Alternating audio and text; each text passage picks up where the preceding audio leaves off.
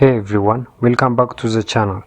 In this quick tutorial, I will show you how to create a glowing full moon in Blender using the Eevee render engine.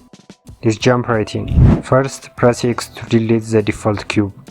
Then press Shift A, go to Mesh and add a UV sphere. Now press S to scale it up. Then right click and choose Shade Smooth to make it nice and round. Next, head over to the Material Properties tab and click New to create a new material. Under Surface, change it from Principled Base Wave to Emission, so the sphere will glow like a real light source. Alright, now switch over to the Shading workspace. Let's add a few nodes to give our moon some texture.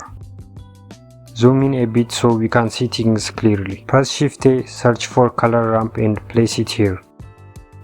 Let's move it over a little to make space for another node. Now press Shift A again, search for Noise Texture and put it next to the ColorRamp.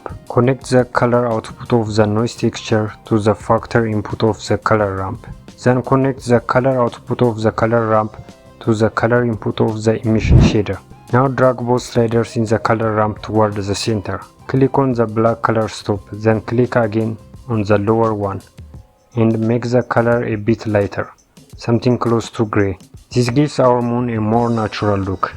Next, in the noise texture, increase the details all the way up. Set the roughness to around 0.7 and increase the scale slightly. You can also move the gray slider in the color ramp backward to get better contrast. Try adjusting the scale, detail and roughness until you get the perfect moon surface. Now go back to the layout workspace, switch to material preview and hide any extra objects in your scene to see the full moon clearly.